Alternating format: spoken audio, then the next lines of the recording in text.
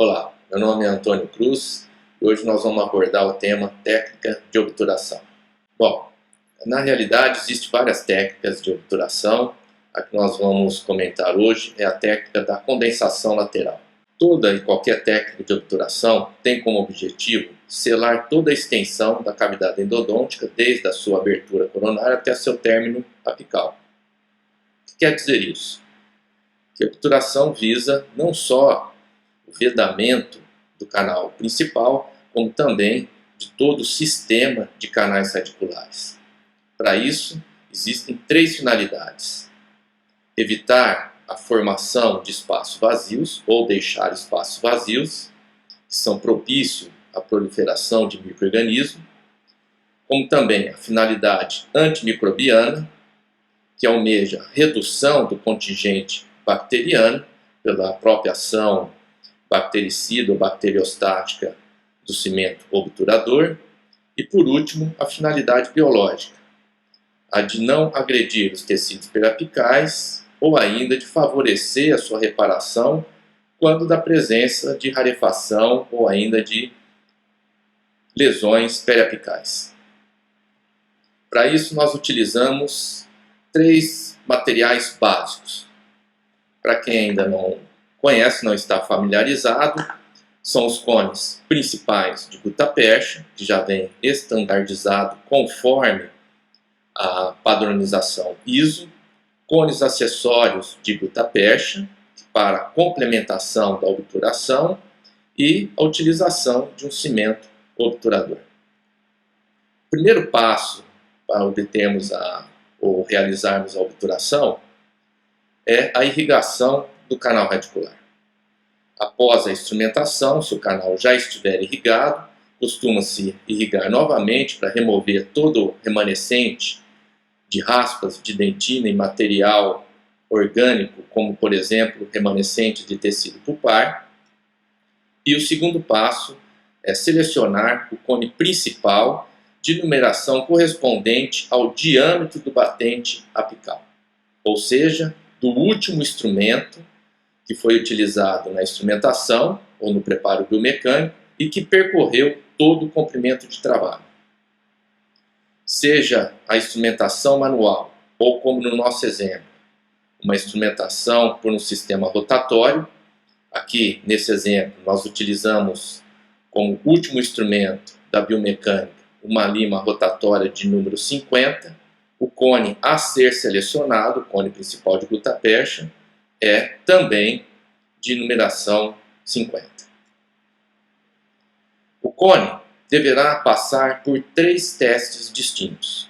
O primeiro dele, o teste visual; o segundo, o teste tátil; e terceiro, o teste radiográfico. A ordem dos testes deve ser realizada exatamente nessa sequência: visual, tátil e radiográfico.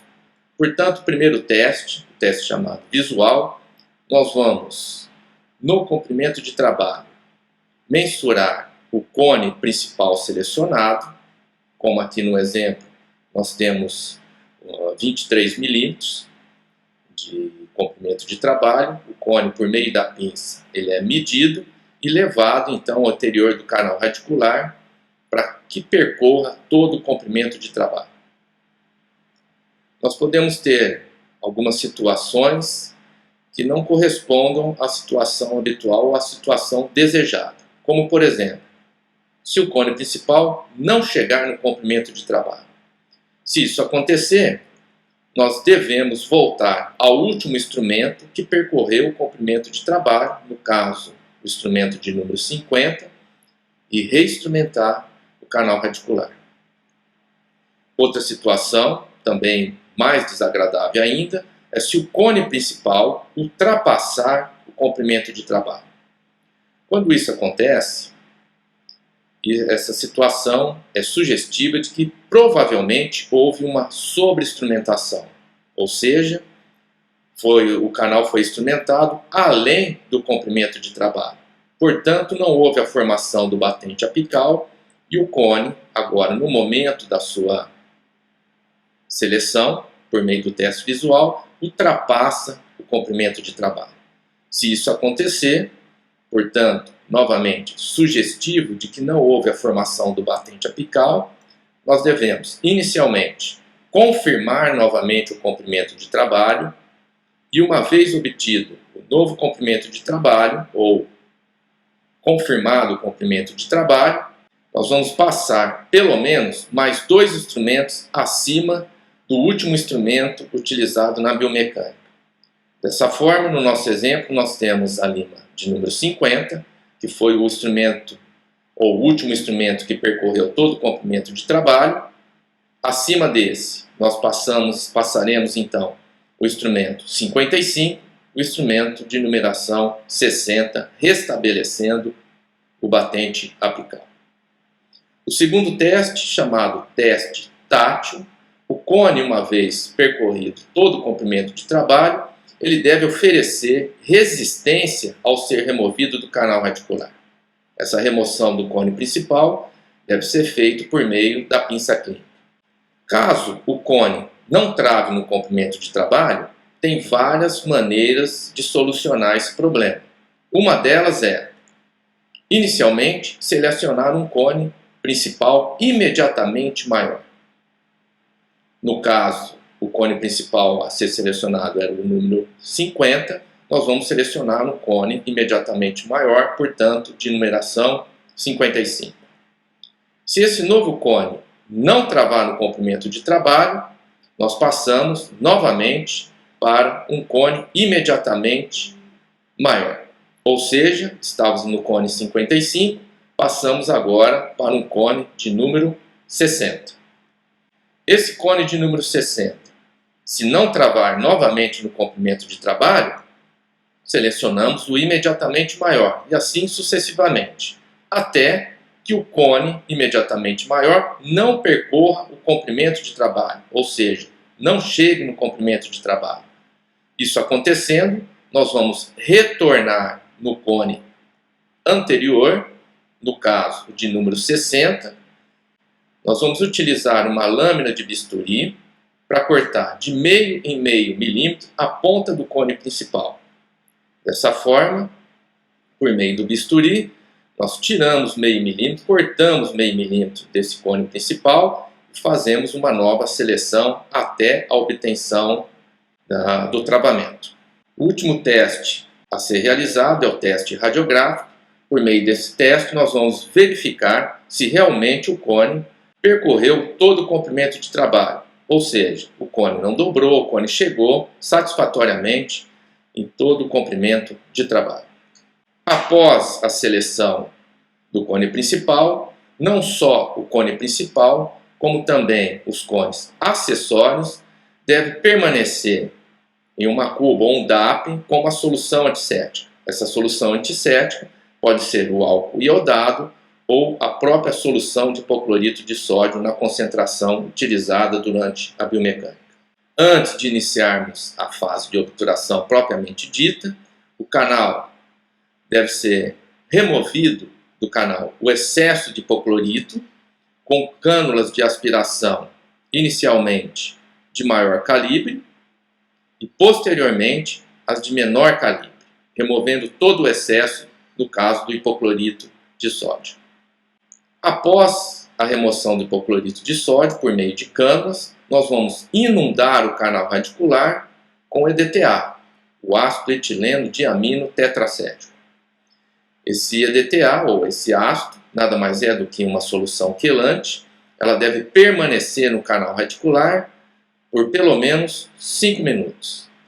O objetivo dessa inundação é fazer com que a camada chamada de smear layer, formada nas paredes do canal radicular, seja removida, essa camada seja removida, obtendo então paredes isentas e mostrando os canalículos ou desobstruindo os canalículos dentinários, visando exatamente a penetração do cimento obturador, não só pelos canalículos, mas por todo o sistema de canais radiculares. Portanto, após deixar o EDTA pelo tempo determinado de 5 minutos, nós iremos aspirar o canal radicular, novamente com as cânulas de maior calibre, seguida das cânulas de menor calibre, e posteriormente complementar essa secagem com cones de papel absorvente.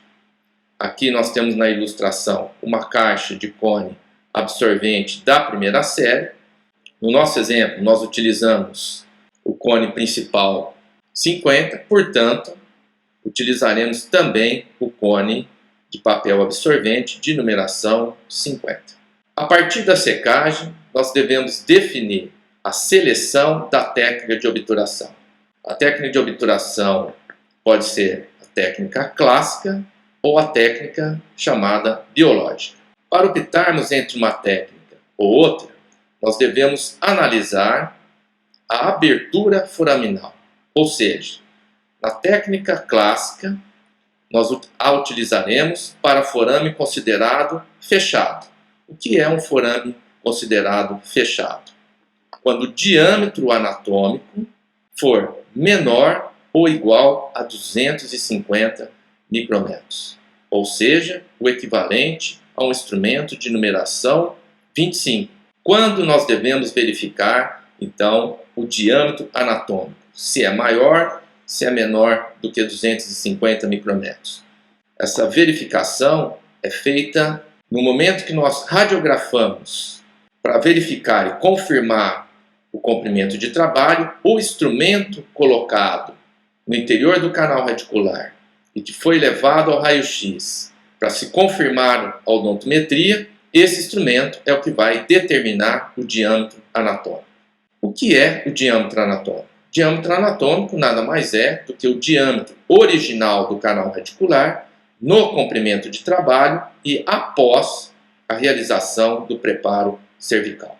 A técnica biológica nós a utilizamos para forame considerado aberto, ou seja, diâmetro anatômico maior do que 250 micrômetros, ou seja, acima ou igual a um instrumento de numeração 30. Quando da utilização da técnica clássica, nós devemos selecionar um instrumento, no caso, um alargador. Reparem pela secção transversal, esse instrumento é um alargador, e por meio desse instrumento, nós vamos levar o cimento obturador, toda a extensão do canal radicular, e após a inserção do cone principal, também com cimento obturador. Já na técnica biológica, tanto o cone principal quanto os cones acessórios são levados ao canal radicular com cimento obturador, no entanto, sem a prévia utilização de um alargador. O preparo do cimento obturador deve ser feito exatamente nesse momento e não previamente à secagem do canal. Nós sabemos que todo cimento obturador tem um tempo de trabalho e um tempo de endurecimento. Portanto, o momento de se preparar o cimento obturador é após a conclusão da secagem do canal radicular. Uma vez colocado o cone principal, seja pela técnica clássica ou pela técnica biológica, nós temos então, conforme a ilustração, o cone principal e o canal radicular com cimento obturador. Se nós tivéssemos condições de representar como no esquema ou visualizar como está aqui esquematizado o terço apical, nós temos o esquema do cone principal preenchendo a porção apical, já no terço médio, o cone principal ocupando parte do canal radicular e o terço cervical com a maior quantidade de espaços a ser preenchido em relação ao cone principal. Esses espaços, principalmente do terço cervical e do terço médio, devem ser preenchidos com os cones acessórios. Portanto, nesse segundo esquema, nós vamos complementando a obturação com os cones acessórios de gutta-percha, conforme o esquema, e preenchendo os espaços deixados ainda em relação, ou principalmente, em relação ao terço médio e terço cervical do canal radicular. Esses cones acessórios devem ser colocados no interior do canal radicular até que ele preencha somente ou percorra somente a coroa dental. Quando isso acontecer, nós vamos radiografar para verificar a qualidade da obturação. O que nós esperamos de uma boa obturação? Que toda a extensão do canal radicular seja preenchida com cones acessório principal e cimento obturador, sem deixar principalmente porosidade. Caso a obturação encontre-se insatisfatória, ou seja, porosa na porção cervical e no máximo porção média do canal, nós podemos lançar mão de um espaçador digital e, por meio desse espaçador digital, colocarmos mais cones acessórios complementando a obturação. Aconselha-se, quando a porosidade da obturação ocorrer no terço apical, que todo o conjunto da obturação, ou seja, de cone, seja removido e iniciaremos novamente a seleção do cone e novamente a obturação. Uma vez que a obturação encontrar-se satisfatória, ou seja, sem porosidade nos 3/3 do canal, apical, médio e cervical, nós passamos por uma fase chamada corte do excesso dos cones. Essa fase pode ser realizada por meio de um Rollenbeck, seja ele 3 ou 3S, no entanto, aquecido para a remoção do excesso de cones. A remoção ou corte dos cones deve ser realizado abaixo do nível da coroa clínica. O que vem a ser coroa clínica? Coroa clínica nada mais é do que toda aquela porção dental que nós visualizamos quando, por exemplo, uma pessoa sorri. Abaixo da coroa clínica seria, portanto, a porção do elemento dental abaixo da gengiva ou coberta pela gengiva. O corte deve ser feito, então, com o Rollenbeck aquecido abaixo do nível da coroa clínica. A partir daí, nós passamos por uma nova fase chamada condensação vertical da obturação. Essa fase é realizada por meio de condensadores de Paiva de numeração compatível ao diâmetro da embocadura do canal. A condensação vertical, por meio desses condensadores de Paiva, visa principalmente a acomodação do material abaixo da coroa clínica e forçar contra as paredes do canal radicular o cimento obturador, na tentativa ou com o objetivo de que esse cimento venha percorrer e preencher o sistema de canais radiculares. Após o corte do excesso de cones, a cavidade endodôntica deve ser limpa por meio de esponja e álcool comum. Repare na imagem a remoção de todo o remanescente da obturação, de todo o cimento obturador, remanescente de cones de gutapercha. No caso da figura aqui do molar, nós podemos visualizar o assoalho da câmara pulpar, mostrando que o corte do excesso de cones foi feito abaixo da coroa clínica, abaixo do nível da furca do elemento dental. Após a obturação complementada e a cavidade endodôntica limpa, o que é chamado de toalete da cavidade, recomendamos a colocação de uma camada de gutapercha acima da obturação, uma camada em torno de 2 milímetros, e a colocação de um selador provisório, como por exemplo o óxido de zinco eugenol, vedando, complementando toda a cavidade endodôntica, e por último, a radiografia final, sem isolamento absoluto, para controle e preservação do caso em questão. Por hoje era isso que eu tinha para apresentar e até uma próxima vez.